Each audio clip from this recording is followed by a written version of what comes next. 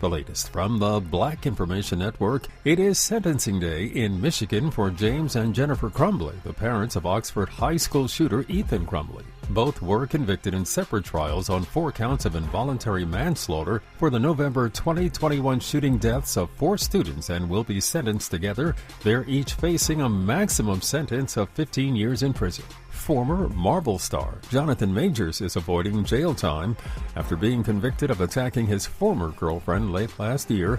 A judge sentenced the African-American actor to probation, adding, "Jail is not necessary."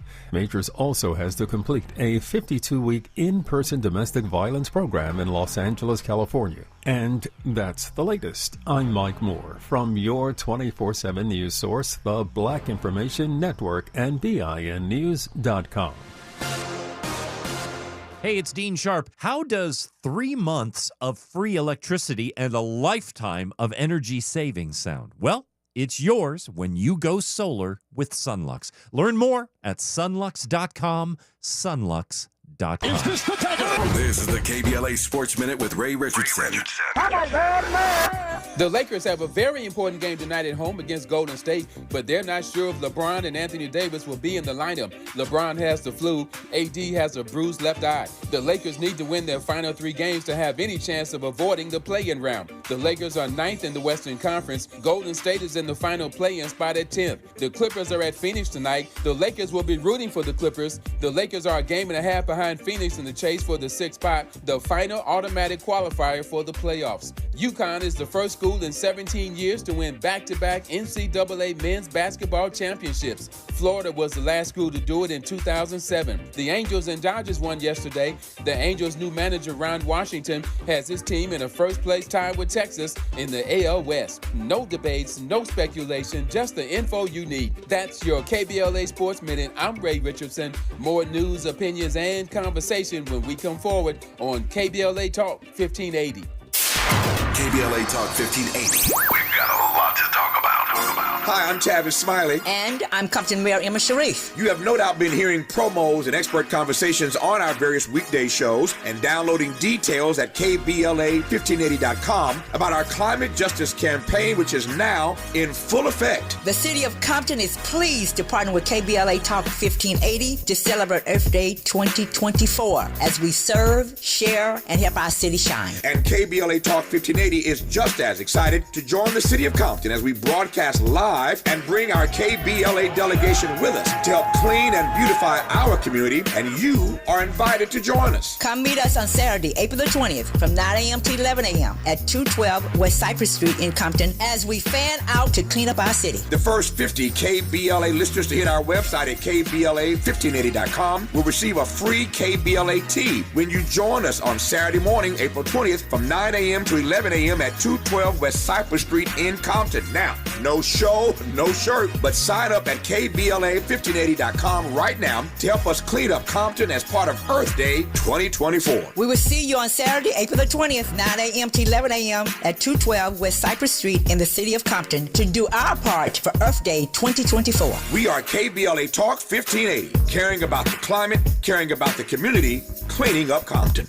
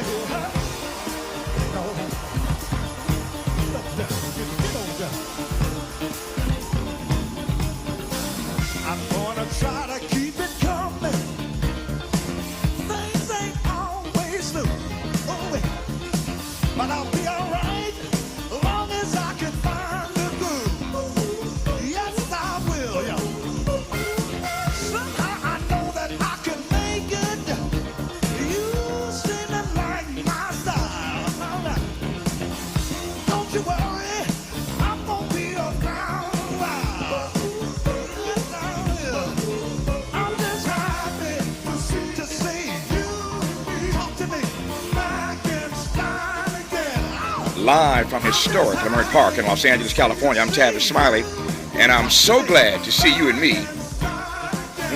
back in stride again.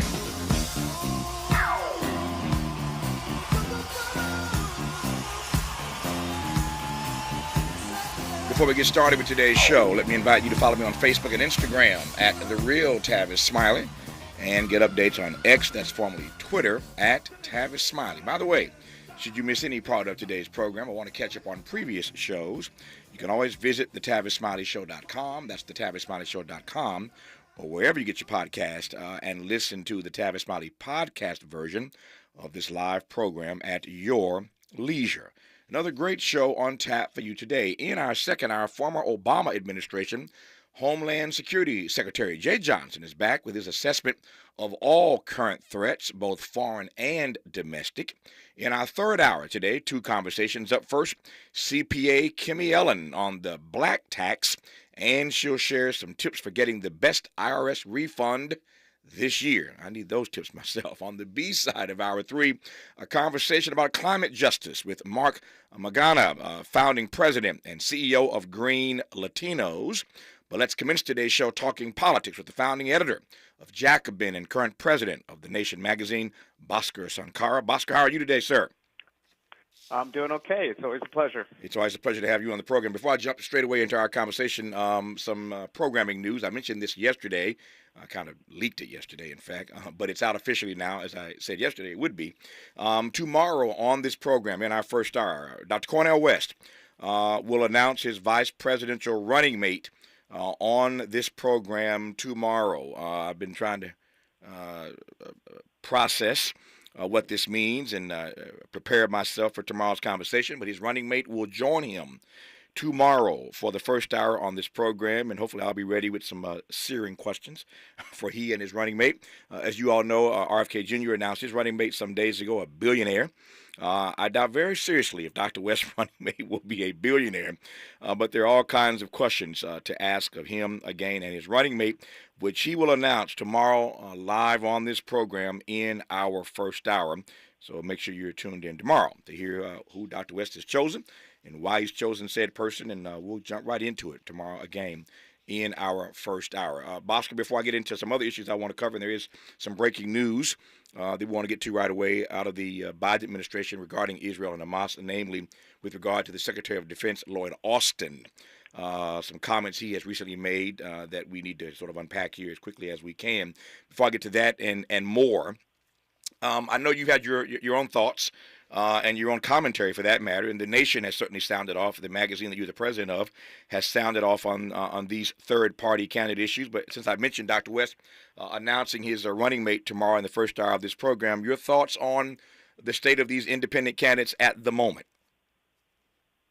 Well, let me just say that I met Dr. West when I was 17 years old at a Young Democratic Socialist event, and I'm 34 now, so my entirety of my adult life, I've been engaging with his work, and he is really, truly the model of what a public intellectual should be. You know, he's morally committed. He's able to translate left-wing political ideas in a way that resonates in a deep level in American culture at a period when it hasn't been easy for a lot of people to do that. And obviously, you've done a lot of that work as well. So I have the utmost respect for him as an intellectual and as a political figure. But I honestly think third-party bids in this environment, due to the structure of the U.S. political system, are not going to get traction. And I wish that he ran a campaign in the Democratic Party. I wish he started it 2 years ago, and I think he would have had a very important effect, an even bigger effect than the uncommitted campaigns that I do support do now. But I think that, you know, if he does have proper ballot access, he'll just be blamed as a spoiler. Same with the Green Party candidate. I'm not sure how much good can come out of it. But again, that says more about the constraints of politics in the U.S. than it does about Dr. West and his intentions. This audience knows exactly where I'm going, given that you used the word spoiler, and I take your point that he'll be blamed, or for that matter, Bobby Kennedy, or for that matter, Jill Stein. They could all be blamed collectively or individually as spoilers. This audience knows I hate that term because Republicans never call Democrats spoilers when Democrats beat them, and Democrats never call Republicans spoilers when it happens in the reverse. And so the point you made earlier about the structure of the U.S. political system is something I want to interrogate when we come forward. Because, again, that term spoiler, and again, you didn't call him a spoiler. You said he would be called a spoiler. And about that, you are right. But let's talk about this notion of spoiler and what that really means and how dismissive, frankly, the idea is of anybody who has the right to run for president in this country. But more to the point, I really want to give you a chance to unpack what you meant when you talked about and indicted, as I heard it at least, the structure of the U.S. political system. Those are your words. We'll unpack it when we come forward. Our guest is the president of The Nation magazine, Bhaskar Sunkara, and you're listening to him right now on Tavis Smiley. Hope, agency, dignity. This is Tavis Smiley.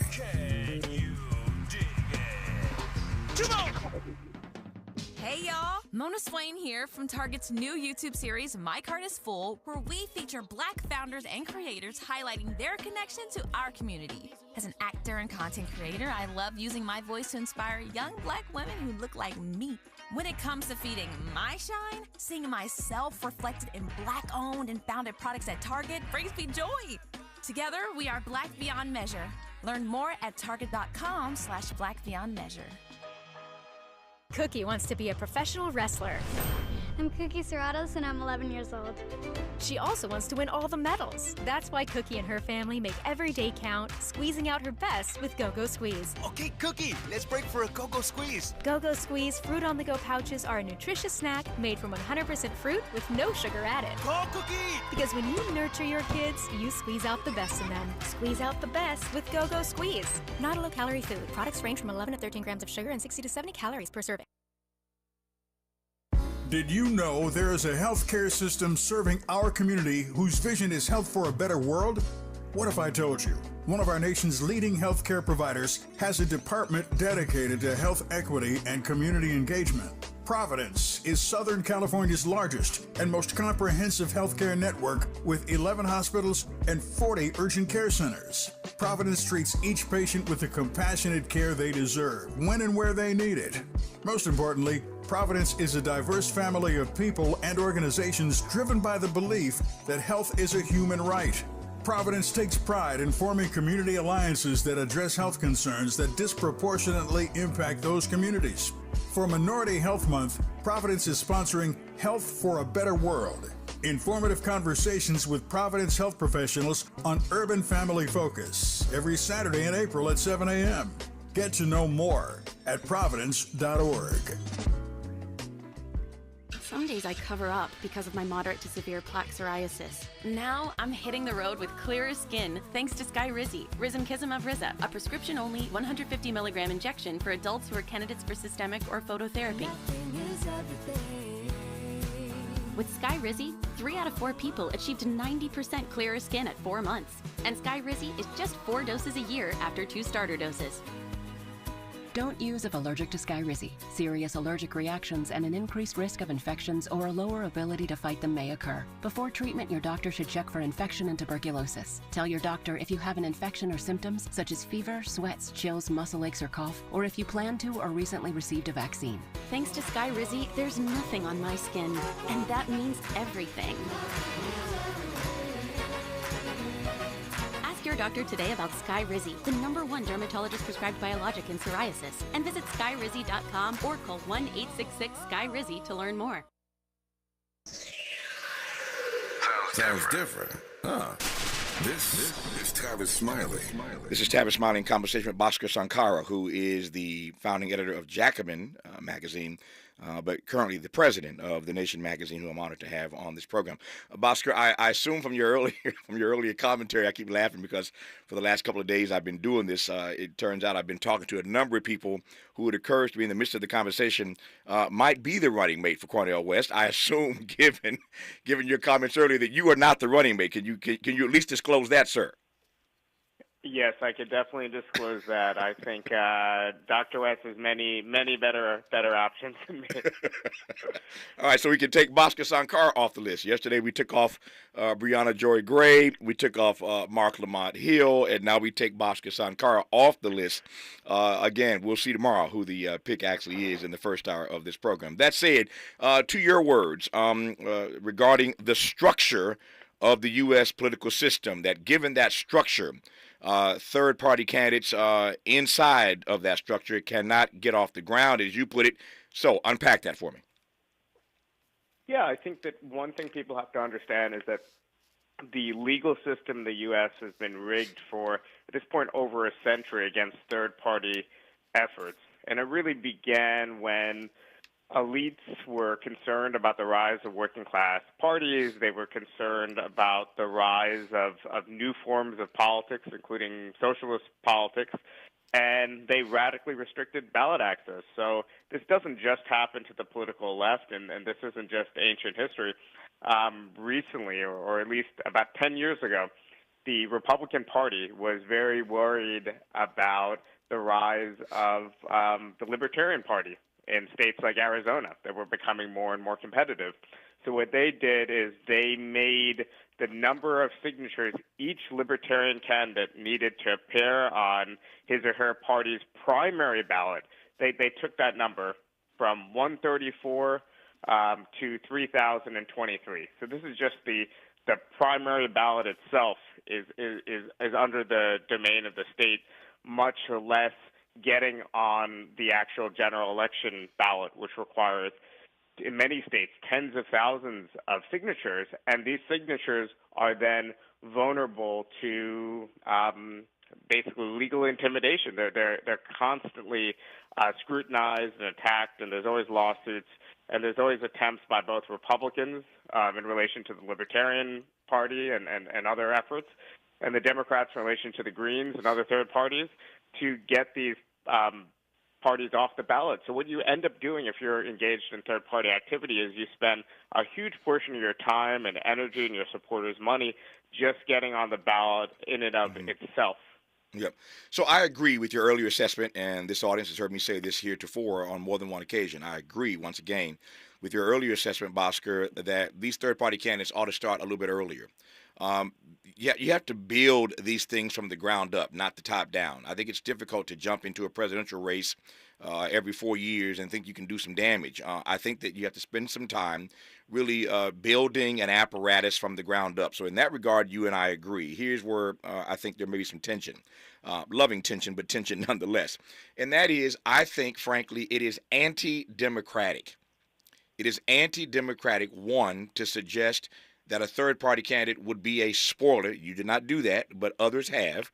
I think that's anti-democratic language. I'm looking at a person through my glass right now who raises her hand, who says, yes, I'm in that category, so I'm indicting her as well, lovingly and respectfully. But I think it's anti-democratic to call these persons spoilers, number one, because they have a right to run as much as anybody else. Number two, whoever's running has to make their case. If you make your case to the American vote and people vote for you, then so be it. If they don't, so be it. But the other point is, and I'll shut up and let you respond. The other point is simply this. I was in a conversation on this program not long ago about monopolies, and you know this because you cover this well. The magazine The Nation writes about this all the time. More and more, this country is becoming monopolistic. In corporate America, we are not getting more choices. We're getting fewer choices. Companies buying companies, and so we're shrinking the options that we once had in this country. Every company wants to gobble everybody else up. And so we are living in a world, certainly in a nation state, that's becoming more and more monopolistic every day. Why do our politics have to be that way? Why can't we accept the argument that I'm advancing now, proffering now, just to play devil's advocate? Why aren't more choices better? Why do we think we have to be stuck in this frame of only two choices? I don't want just two choices when it comes to the food I buy, when it comes to the technology I use, the phone service that I choose. I can do this all day long. The clothes that I wear, the cars that I buy. I don't want to be stuck with just two choices. So why do we think that argument works for politics but not for anything else? I digress and pass the microphone to the gentleman from The Nation magazine, Bhaskar Sunkara. Well, I completely agree with you that the American people deserve more political choice and variance. And I also agree with you that if you want to build a third-party effort, the way to do it would be to build a strength, build a sort of an apparatus slowly, then only when you know you have enough support and enough strength, try to get on ballots and really make an effort. This was the strategy of the Labor Party back in the 1990s and early 2000s, which was an effort active mostly in the state of South Carolina, if I'm not incorrect. And I think it was started in 1996. It had a lot of really important unions behind the effort, funding it. And the idea was, as the Democratic Party moves right, let's build our own apparatus and let's prepare to contest in elections down the road. And it didn't work for all sorts of reasons.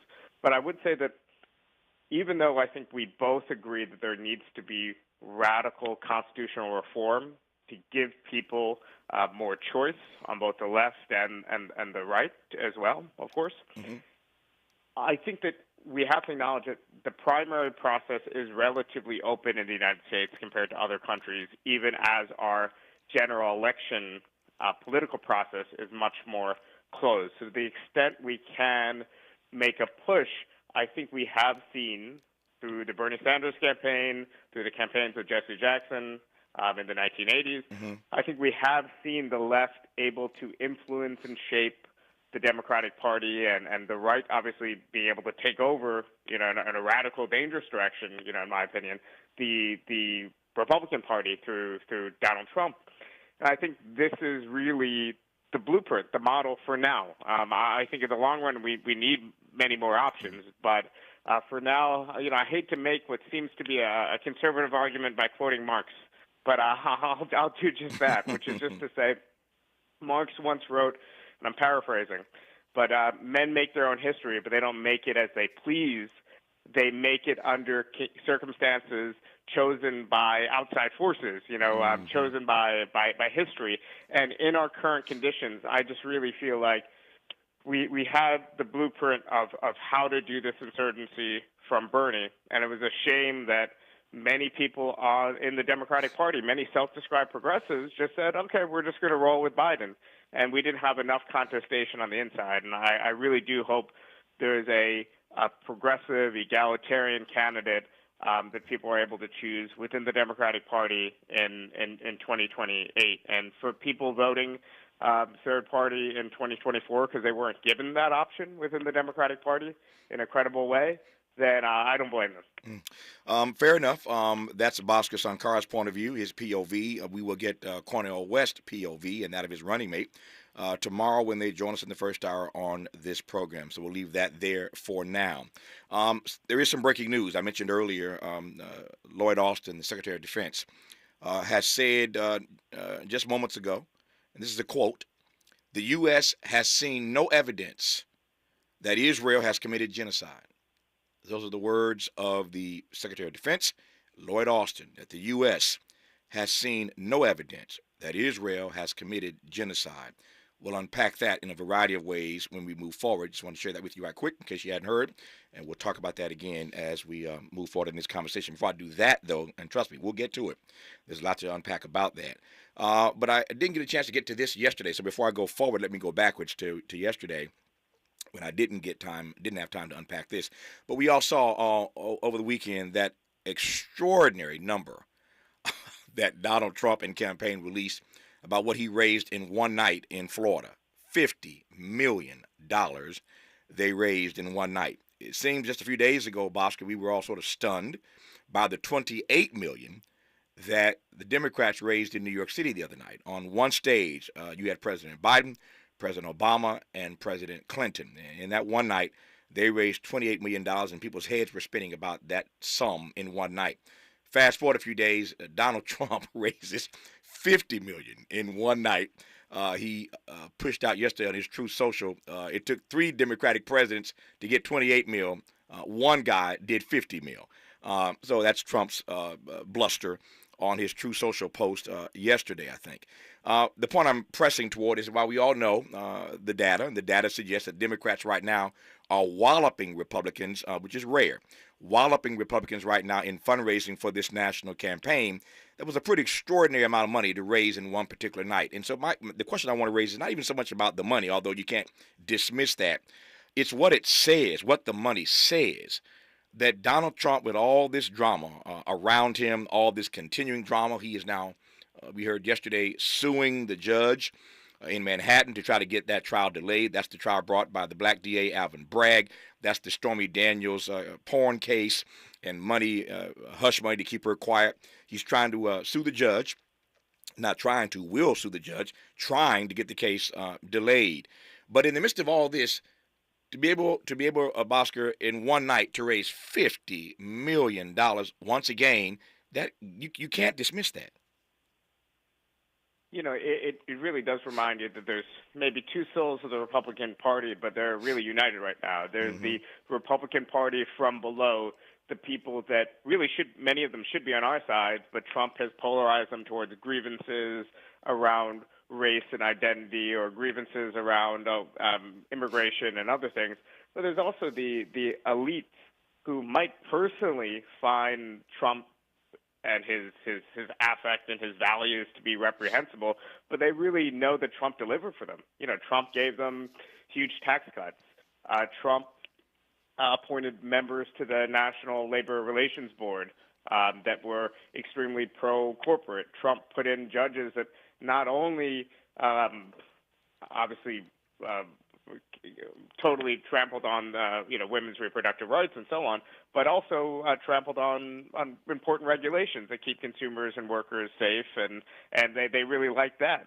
And I think that this segment of the business community is obviously going to donate to both sides, but they see the real incentive in having Trump back in office. And a lot of people also looking at the polls, think that Trump is more likely to be in office than not. So I think you're going to see a lot of elites who claim to be fully in the Democratic Party camp. I think you're going to see at least the business interests splitting their dollars. Somebody once famously said years ago, I think it was Jess Unruh, the former treasurer in the state of California, once said that money is the mother's milk of politics. I love that line, that money is the mother's milk of politics. So money matters. There's no question about that. And yet I am wondering aloud right about now whether or not money is actually going to make the difference or make any difference in this campaign. And here's my argument. If we believe, as the pollsters are telling us, that this election will ultimately be decided by about 3 million people in 6 or 7 swing states, and if we believe that because the country is so polarized, so divided, voters have pretty much already made up their minds anyway, I don't think any amount of money, let me just speak for myself, and I think I'm probably speaking for most of my fellow citizens, there's no amount of money that Donald Trump could spend that would ever make me consider voting for Donald Trump. And I know there are fellow citizens that would never, I don't care how much, he could spend billions of dollars, and it would never convince them to change their mind to vote for Joe Biden. The country is so divided. This is one of those races where I'm not really sure how much a difference money is going to make. I could be out in left field. You tell me. No, I think your analysis is right on. We obviously, I would imagine we both believe in the public financing of elections, and we think there should be serious campaign finance reforms. I mean, I had friends in the labor movement who, when Citizens United came, said, "Okay, this isn't the worst thing in the world. At least we won't be shackled. We'll be able to do what we want with our labor bucks." And obviously, that was totally wrong. This has really been a bad thing for American politics. But in this particular election, it's incredibly polarized, the national environment. Trump gets a ton of free media, some good, some bad. A lot of it's bad, but a lot of free media. And Biden, whether he uses it or not, does have access to the bully pulpit of the presidency. So I'm not positive that they need more name recognition. I think I'm not positive that that this will make a huge amount of difference. I imagine that a ton of money will be pumped into swing states just for voter turnout, just to keep enthusiasm high. And for Democrats, I think a lot of the money will obviously be spent rightly constructing an environment of fear about what Trump would do in power. And that's the main reason why, I'm in New York. I'm going to vote third party. If Professor West is on the ballot, I'll vote for him. If not, I'll vote for Joe Stein. That's, one very minor way that I will register dissent. But if I was in a swing state, even me as a socialist, very discontent with a lot of Biden's policies, I think the fear of Trump will be enough to get me to vote in a swing state for President Biden. And I think that that's where the money will be spent on the margin with get out the vote campaigns and things like that, and getting union voters out in places like Michigan and Pennsylvania. Yep. I'm a boxing fan. As a matter of fact, I'll be in the boxing ring today. with my trainer. But I love boxing, and this rematch with Trump and Biden reminds me, speaking of money, of a bad rematch. There have been any number of fights for you boxing fans over the years that we've been forced to watch a rematch of. And at the end of the day, all the money they spend promoting the rematch doesn't matter because folk don't want to see it. We saw the first one. It was lopsided. It was horrible. You got your behind whipped in that first fight, and you are not going to come back in this rematch and do a 180. It's not going to happen with Floyd Mayweather specifically, or others I could name. So you spend all this money promoting this rematch, and nobody wants to see it. The money doesn't matter. I think that may be the case this time around with Biden v. Trump too. But I digress. The news out of Lloyd Austin's mouth, the Secretary of Defense, is that the U.S. has seen no evidence that Israel has committed genocide. We'll talk about that part when we come forward on Tavis Smiley. What's your quarrel with the world? You're listening to Tavis Smiley.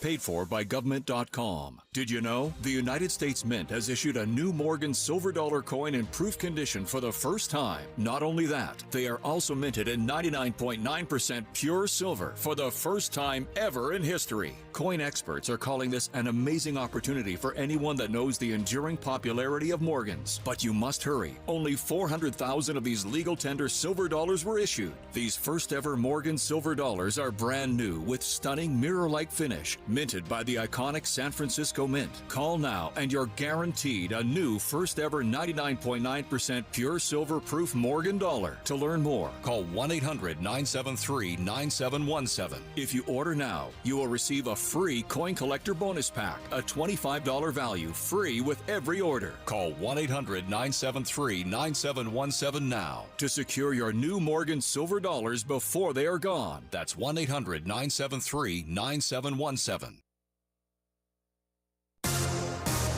I'm Mike Moore. Here's the latest from the Black Information Network. Another round of severe weather is threatening the south and parts of the Mississippi Valley. Storms are expected to bring damaging winds, hail, flooding, and tornadoes today through Thursday from eastern Texas to the southeast coast. Flood warnings were issued this morning in parts of Texas, Louisiana, and Arkansas. The Baseball Hall of Fame will honor an African-American great with a statue next month. Monday marked the 50th anniversary of Hank Aaron hitting his 715th career home run, breaking the record then held by Babe Ruth. To celebrate the anniversary, Cooperstown opened the new More Than Brave, the Life of Henry Aaron exhibit, while also announcing the plans for the statue. It will be installed on the first floor of the museum when it's unveiled on May 23rd. And that's the latest. I'm Mike Moore from your 24/7 news source, the Black Information Network, and BINnews.com. Hey, it's Dean Sharp. How does 3 months of free electricity and a lifetime of energy savings sound? Well, it's yours when you go solar with Sunlux. Learn more at sunlux.com, sunlux.com. This is the KBLA Sports Minute with Ray Richardson. The Lakers have a very important game tonight at home against Golden State, but they're not sure if LeBron and Anthony Davis will be in the lineup. LeBron has the flu. AD has a bruised left eye. The Lakers need to win their final 3 games to have any chance of avoiding the play-in round. The Lakers are 9th in the Western Conference. Golden State is in the final play-in spot at 10th. The Clippers are at Phoenix tonight. The Lakers will be rooting for the Clippers. The Lakers are a game and a half behind Phoenix in the chase for the 6th spot, the final automatic qualifier for the playoffs. UConn is the first school in 17 years to win back-to-back NCAA men's basketball championships. Florida was the last school to do it in 2007. The Angels and Dodgers won yesterday. The Angels' new manager, Ron Washington, has his team in a first-place tie with Texas in the AL West. No debates, no speculation, just the info you need. That's your KBLA Sports Minute. I'm Ray Richardson. More news, opinions, and conversation when we come forward on KBLA Talk 1580.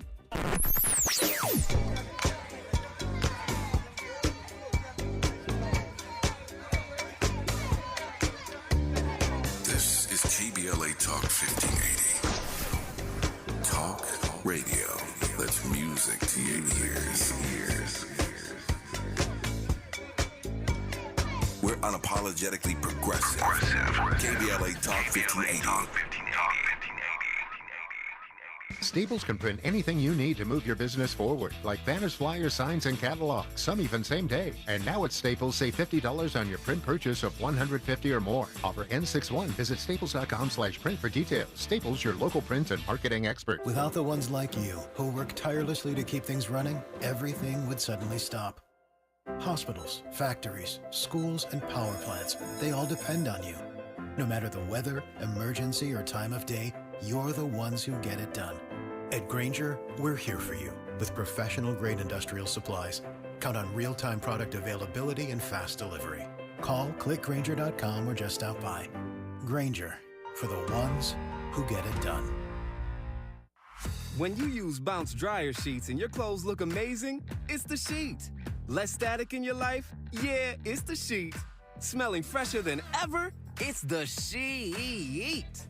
Oh, so soft fabric? Ooh la la. It's the sheet. Less wrinkles on your clothes? You know it's the sheet. Bounce dryer sheets. More freshness, more softness. Less static, less wrinkles. It's the sheet. Hi, I'm Henry Winkler. My eyes are very important to me. My eyes connect me with everything I love. I loved my late father-in-law dearly. He always lit up a room, but his vision dimmed with age. He had age-related macular degeneration, or AMD. And since partnering with Apellis, I've learned there's an advanced form of dry AMD called geographic atrophy, or GA. His struggle with vision loss made me want to help others know about GA's warning signs. For some, colors appear dull or washed out. For others, hazy or blurred vision make it hard to see details, like fine print on price tags. Many have trouble seeing in the dark, making driving at night difficult. GA gets worse over time and cannot be reversed. If you think you have GA, don't wait. Treatments are available. Ask a retina specialist about FDA-approved treatments for GA and go to GAWon'tWait.com. Getting your biggest tax refund from Jackson Hewitt can lead to some spirited reactions. Jackson Hewitt! Jackson Hewitt is so sure they'll get you your biggest refund that if they don't, you get your money back plus $100. Jackson Hewitt! Switch to Jackson Hewitt and we'll beat what you paid last year, even if you filed online. Ain't nothing to it. Switch to Jackson Hewitt and pay less for tax prep, guaranteed. Proof of prior year payment required when filing. New clients only at participating locations through April 7th. Terms at jacksonhewitt.com.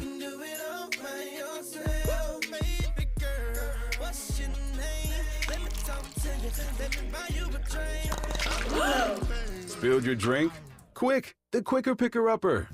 Bounty picks up spills quicker, and each sheet is 2 times more absorbent, so you can use less than the leading ordinary brand. So you can get back to your night. Bounty, the quicker picker-upper. Ready to re-examine your assumptions and expand your inventory of ideas? More of Tavis Smiley coming your way right now. Well, Tavis Smiley and Bhaskar Sunkara coming your way right now. Bhaskar is the founding editor of Jacobin magazine and the current president of The Nation magazine. And I'm honored to have him on this program to continue talking politics in this hour, and God knows there's a whole lot to talk about. Let me move now to this Lloyd Austin news. Lloyd Austin, of course, is our Secretary of Defense, African-American, and he has said earlier today, moments ago, in fact, that the U.S., this is a quote, the U.S. has seen no evidence that Israel has committed genocide. Now, let me just give me a couple minutes here, a minute or so, just to lay this out, and then I'll yield to Bhaskar and let him respond. So these are the words again of Lloyd Austin, that the U.S. has seen no evidence that Israel has committed genocide. That's point number one. Point number two, you have news today from Benjamin Netanyahu, the Prime Minister of Israel, that they are still going into Rafah. For all that Joe Biden has said and all the threats and all the potential conditioning of arms, all that talk, and all the other talk, all the other pressure, I should say, from the world community, Mr. Netanyahu has announced they are still going into Rafah. This is that part of Gaza where there are over 1 million people sort of crowded into this space, most of them homeless, without shelter, living in tents. And they have announced today, the state of Israel, or the nation of Israel, that they are going into Rafah anyway. That's the second part of this story. The third part of this is something I haven't really talked about on this program, but I want to, sort of spend a few minutes unpacking it with Bhaskar here. in just a second. And that is that I've known this, and you know it too, but it's been increasingly troubling for me, bothersome for me. It's become more acute for me that many of the persons who are in the midst or at the table making these decisions and this moment happen to be African American. Have you thought about that? Lloyd Austin, Secretary of Defense, is a black man. Linda Thomas Greenfield, our ambassador to the UN, the one who keeps voting to block all of these resolutions, is a black woman. The Vice President of these United States is a black woman.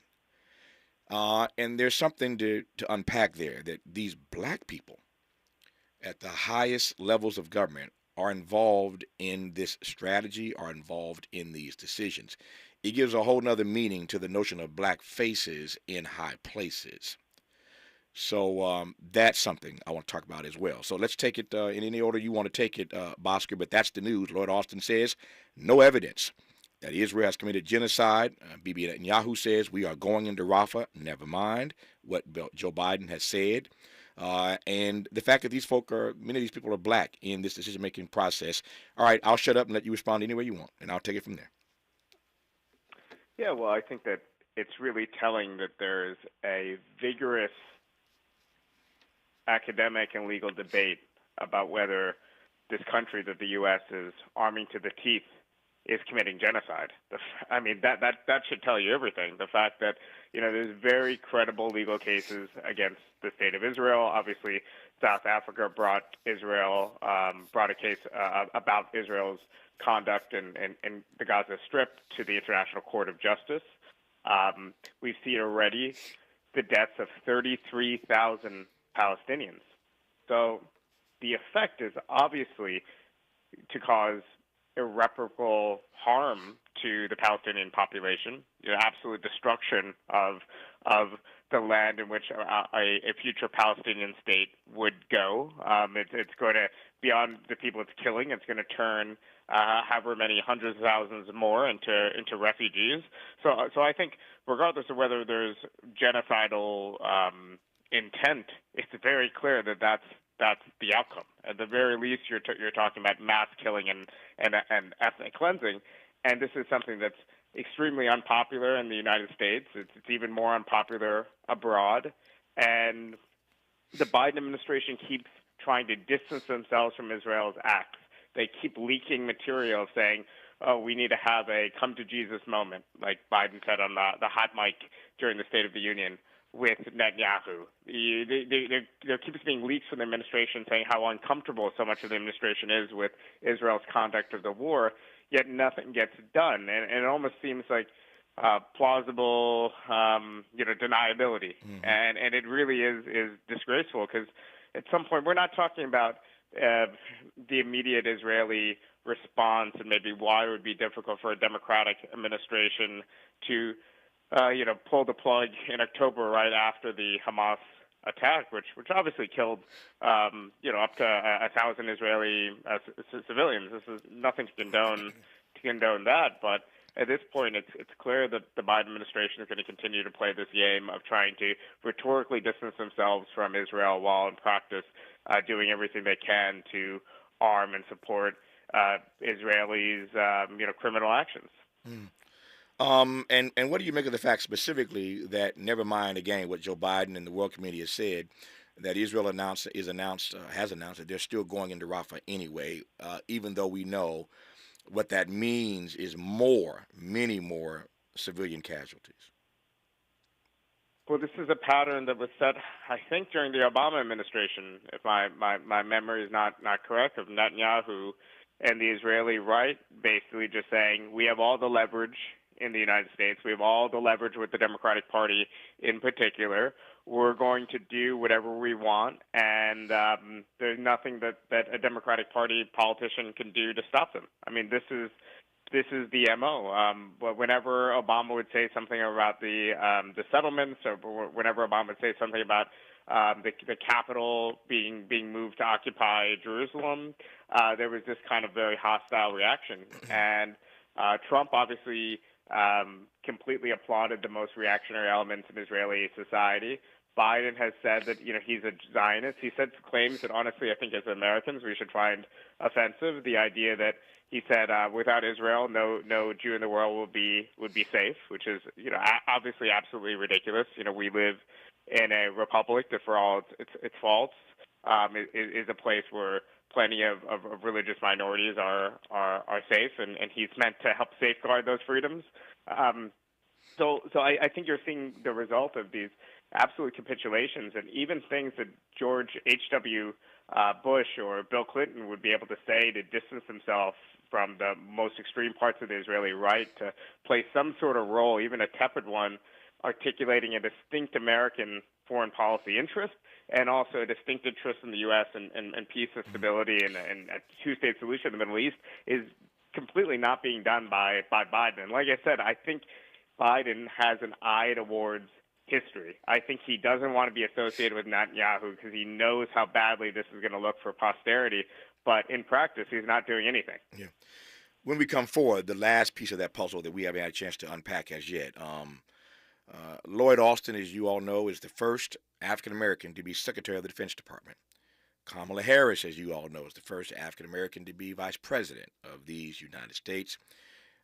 And a black woman named Linda Thomas Greenfield is our ambassador to the UN. There was a time in this country not long ago when black folk were deemed not smart enough, not adroit enough, not talented enough, not experienced enough to be engaged in decisions about foreign policy.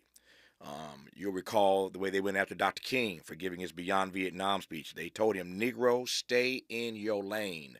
Your lane is civil rights. You have no right, no standing, no stature to be critiquing the U.S. on a war in Vietnam. And King called America at that time in that speech the greatest purveyor of violence in the world today. They went after Dr. King. He gave that speech April 4, 1967 at the Riverside Church in Manhattan, where Bhaskar is right now.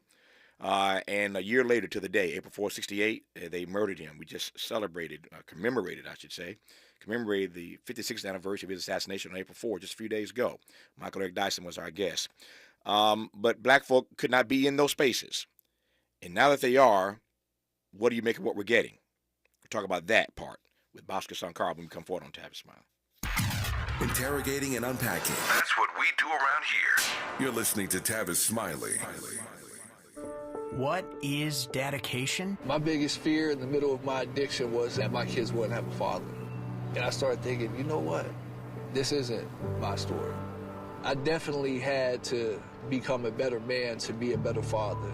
It's important to me that my kids are empowered and truly believe that if they can think it, they can do it. That's dedication. Visit fatherhood.gov to hear more. Brought to you by the U.S. Department of Health and Human Services and the Ad Council. Joey from Vermont, a farmer trying to get through the winter. Adriana from South Carolina, a single mother living paycheck to paycheck. Liam from Ohio, an injured father struggling to provide for his family. Hi, I'm Shanola Hampton, and I support the Feeding America network of food banks because they help provide over 6 billion meals to people in need each year. Learn more at feedingamerica.org. Sometimes we lose, sometimes we win. Sometimes we try to fit it all in. Sometimes we don't know what's in store. Sometimes we find what we're looking for. Sometimes we're rolling easy and free. Sometimes 1 and 1 makes 3. So much to love along this ride. That's why Nationwide is on your side. Nationwide Mutual Insurance Company and Affiliates, Columbus, Ohio. Psst. Hey, I have a secret.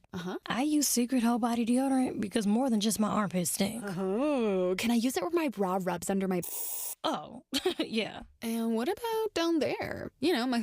Totally. 4 out of 5 gynecologists would recommend it. So I tried it, and now I get 72 hours of freshness from my pits to my... Ooh, I love that it's a spray. Me too. And it comes in sticks and creams too. Go get your Secret Whole Body Deodorant. Did you know that feeling sluggish or weighed down could be a sign that your digestive system isn't working at its best? Taking Metamucil every day can help. Metamucil fiber powders help promote your daily digestive health using a plant-based fiber called psyllium. The gelling action of this special fiber traps and removes waste so you can feel lighter and more energetic. Metamucil, promoting digestive health for a better you. Learn more at metamucil.com. These statements have not been evaluated by the Food and Drug Administration. These products are not intended to diagnose, treat, cure, or prevent any disease. I'm going out with the girls this weekend. Nails done, outfit stunner, and my skin, I know it's gonna be glowing because I glammed up my shower routine with new Olay Indulgent Moisture Body Wash. It smells so luxurious and moisturizes deep into my skin with its super rich, creamy lather that's bursting with vitamin B3. So my skin glows and my confidence grows. Try new Olay Indulgent Moisture Body Wash for glowing skin in just 14 days. Who do you trust to get at the truth? Tavis Smiley. That's who. The conversation continues right now. It does indeed with Bhaskar Sunkara, who is the founding editor of Jacobin magazine and the president of The Nation magazine these days. And I'm pleased to have him on this program for the remainder of this hour to cover a few more things I want to get to. So, Bhaskar, I teed this up a moment ago that there was a time, as you well know, where black folk could not abide in these spaces. They were not allowed in these spaces. As I said earlier, they went after Dr. King for daring to even critique U.S. foreign policy in Vietnam, much less be a decision maker in the process. But now we have Lloyd Austin, the first black man, first black person, period, as Secretary of Defense. We have a vice president who's a black woman. We have a UN ambassador who is a black woman. And I guess the question is, what are we getting for these black faces in these high places when it comes to U.S. foreign policy? Well, I think it's a reflection of the fact that the Democratic Party does seem to be earnestly committed to a form of representation, but it is a form of representation that, as you put it, just puts black faces in high places, but it doesn't change the terrain in which they're operating. So you have representation at a very superficial and cosmetic level. And, you know, a lot of this has to do with structures beyond the control of any one individual. But I would say that I think we could look to inspiration to Ireland and the response of the Irish government, not a particularly radical government, a centrist government in Ireland that has looked at what's happened in Palestine and said that we feel like we have a special responsibility due to our history of being oppressed colonially to talk about what Israel is doing and to strike out a approach to Israel-Palestine that is far different than the approaches of other countries in Western Europe that have been maybe not as cloyingly subservient as the U.S. has been, but has been far more pro-Israeli. So I think that's a very positive example of what a political culture can do in South Africa. You know, I think we all know that the ANC government in South Africa has its problems, but you saw on this issue too, putting forward that case to the ICJ, about the genocide being committed in Palestine. You see that history and culture makes a difference. So I think obviously the goal is to make sure that there's the building of a political culture where people are able to say, this history, this identity means something substantial, and that my elevation to a particular position isn't a triumph for the oppressed. It's a triumph of an individual, and if I really care about the fate of other oppressed people in the world, then it needs to manifest itself in real politics. So, I mean, I find it hard to blame these people as individuals, but it does show the real limits of the type of representation politics that the Democratic Party mainstream has embraced. Yeah, I offered a critique a moment ago of what happens when black faces are in high places. And as Bhaskar said, the policy really doesn't change. But I talked about Dr. King and how there was a time when black folk weren't allowed in these spaces. And then it occurred to me there was one brother in these spaces many years ago. His name was Ralph Bunche. The name sound familiar? We'll talk about Ralph Bunche when we come forward on Tavis Smiley. For all the freedom-loving folk, this is Tavis Smiley. I feel like free. If you're like me, 60 and retired, making ends meet, especially here at the supermarket and drugstore, is tough. I'm so blessed to have found benefitscheckup.org. It's a free and confidential website from the National Council on Aging that connected me to $1,200 a year in programs that help pay for food, medicine, utilities, and more. Maybe it can help you. benefitscheckup.org. My daughter was diagnosed with a rare malignant rhabdoid tumor on the spine. They sent her straight to St. Jude. My hope was gone. But when you get there, everyone's like, hey, we're not going to give up. And when you see other people not giving up on your child, that makes all the difference in the world. When I found out I didn't have to pay, I was just grateful they saved my baby's life. Finding cures, saving children. Learn more at stjude.org. KBLA Talk 1580. We've got a lot to talk about. KBLA Talk 1580 believes in community empowerment. LA's 99 neighborhood councils form the grassroots level of the Los Angeles city government. The system was created to connect LA's diverse communities to City Hall. While neighborhood council board members are volunteers, they are also public officials elected to office by the members of their community. Neighborhood councils advocate on issues like homelessness, housing, land use, emergency preparedness, public safety, parks, transportation, and sustainability. They also provide local expertise on the delivery of city services to their various communities. Neighborhood councils are open to participation by anyone who is a part of the fabric of daily life in said community. This includes those who live, work, or own property or a business. If you are interested in stepping up to join your local neighborhood council, visit www.empowerla.org. That's empowerla.org. It's time to think globally, but act locally. This is a community call to action from KBLA Talk 1580. Watch out! You got me! The galaxy is safe once again. In the pretend universe, kids play with pretend guns. In the real world, it's up to us to make sure they don't get their hands on a real gun. If you have a gun in the house, keep it locked, unloaded, and stored separately from ammunition. Safe gun storage saves lives. Learn how to make your home safer at endfamilyfire.org. That's endfamilyfire.org. Brought to you by End Family Fire, Brady, and the Ad Council. Smart talk for curious people just like you. You're listening to Tavis Smiley. Tavis Smiley and Bhaskar Sunkara. Bhaskar, there are all kinds of comments that are coming in. Want to read one right quick in the 3 minutes I have left and then say a final word about Ralph Bunche. Tavis, isn't Austin's positioning just another manifestation on an upscale executive level of the same dynamic we see so often vis-a-vis black law enforcement officers going in harder on people of color to prove that they can be effective functionaries of the status quo? Your thoughts, Bhaskar, your response, rather.